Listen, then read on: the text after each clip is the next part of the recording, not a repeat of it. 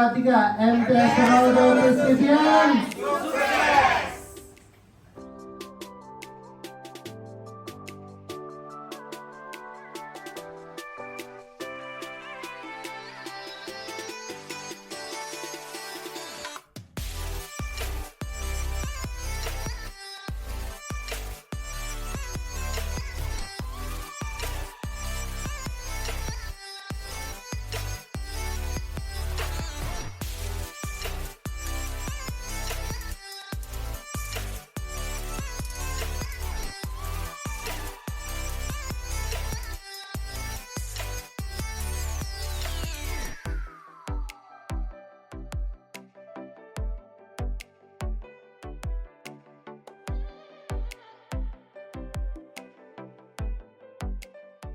Islam yang telah Allah memberikan kepada kita sekalian sehingga kita tergolong insyaallah orang-orang yang beruntung di dunia wal akhirah.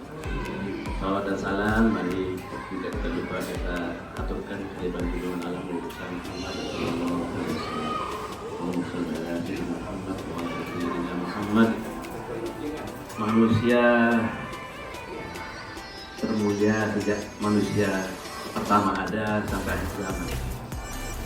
Tidak akan ada manusia lagi yang lebih mulia dari Rasulullah Sallallahu Alaihi Wasallam. Bapak Ibu, Dewan Guru yang kami hormati, penggunaan apa? Saya pergi tadi ya. Yang tadi main pickleball, kalau duduk pegel jadi nggak bergerak.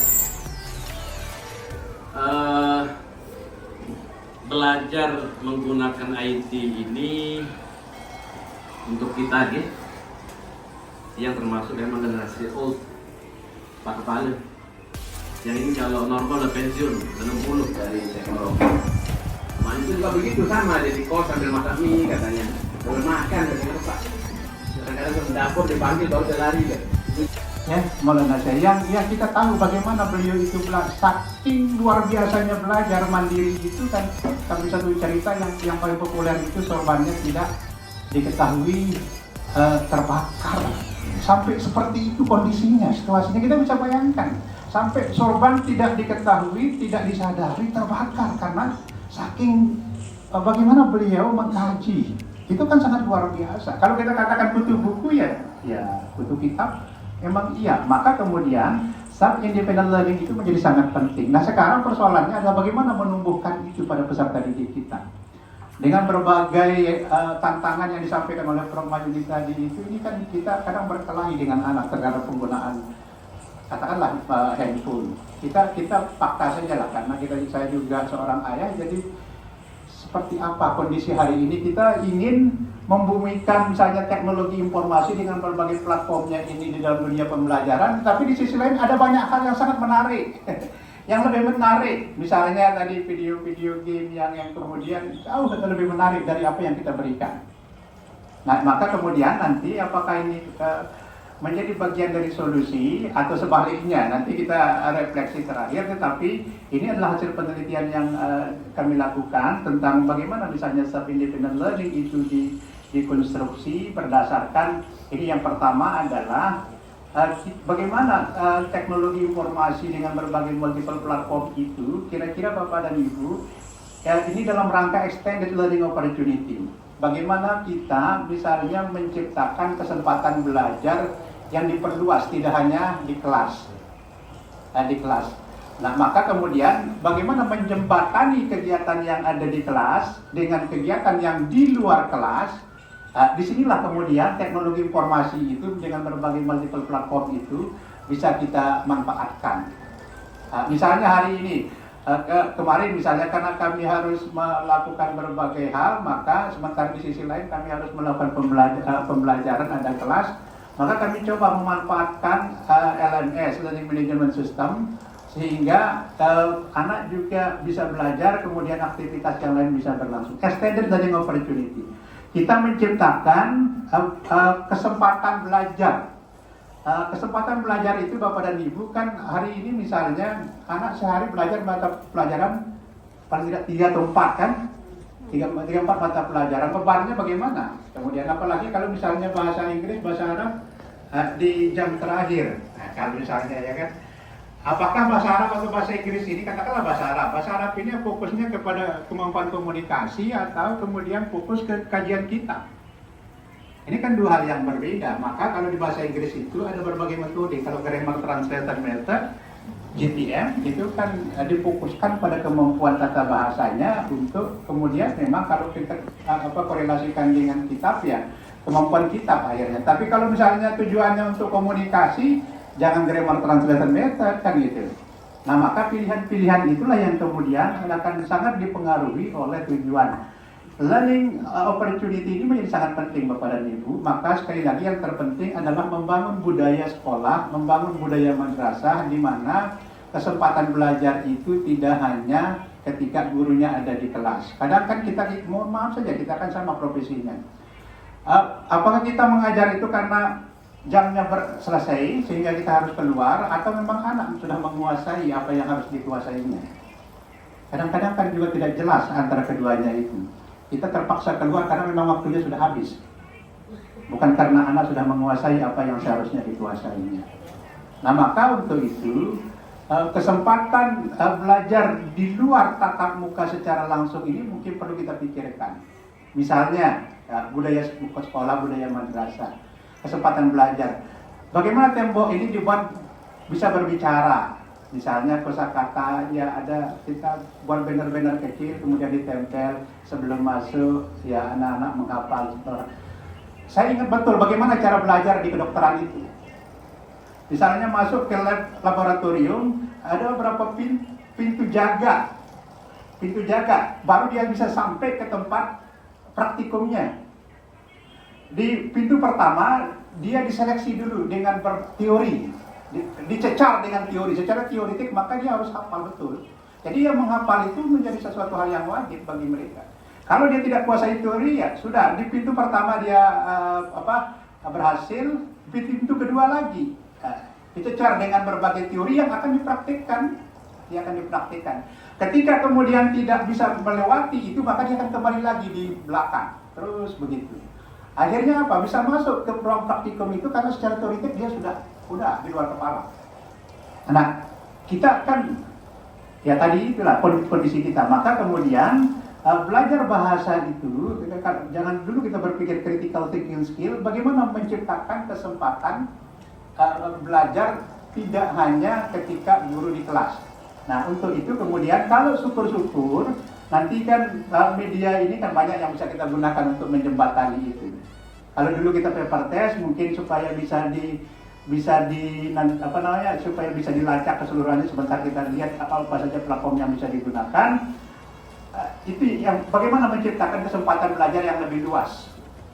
Sekarang yang ngetren, mohon maaf, kita ini karena ya sama-sama di madrasah dan di lingkungan yang sama di madrasah ini, maka kemudian di Aimal itu misalnya sekarang kita berhadapan dengan teman-teman yang sunnah, mohon maaf Prof.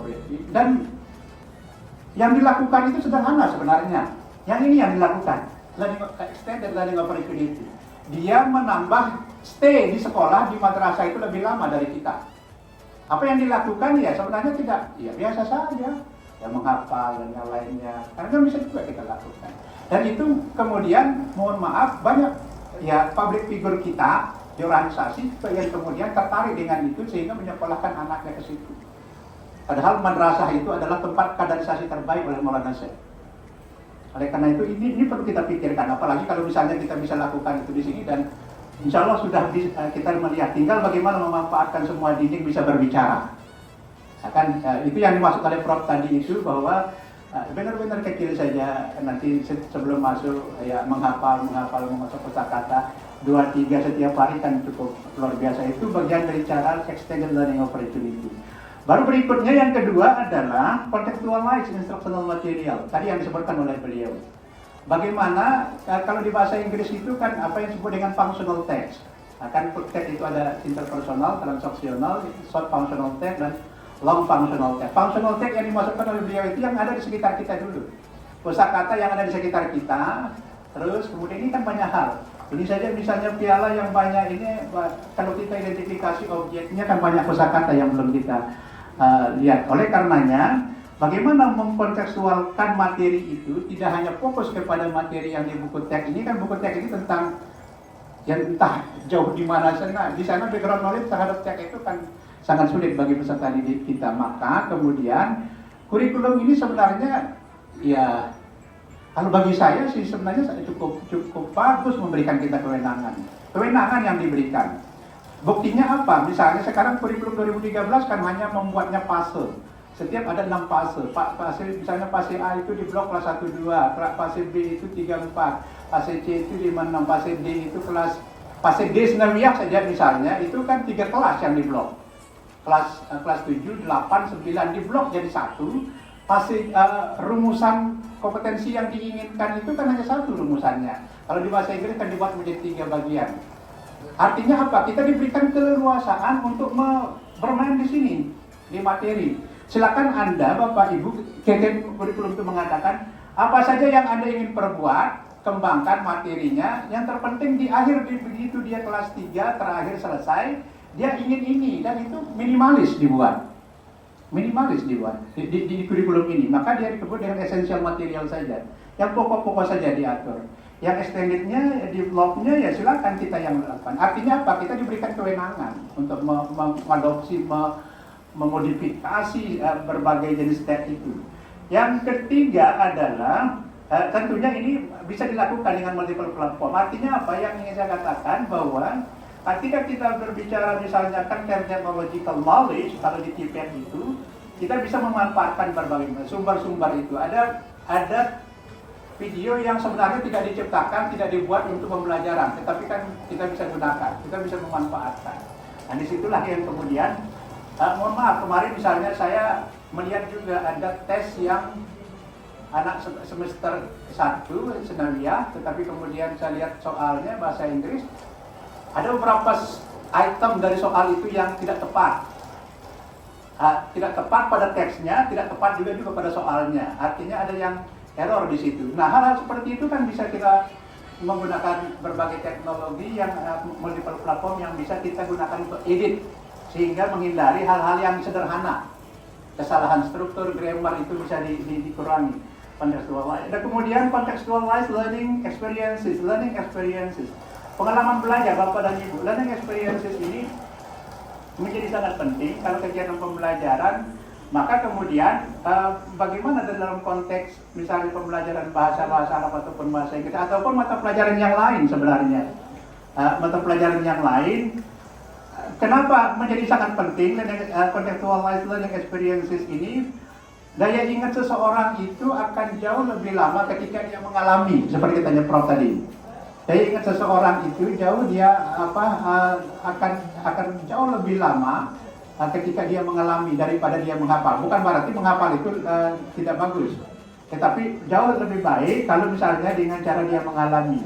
Nah, maka Bapak dan Ibu, yang kita bisa lakukan ini adalah dengan pemanfaatan teknologi informasi ini, hal-hal yang tidak mungkin misalnya dibawa ke kelas menjadi mungkin.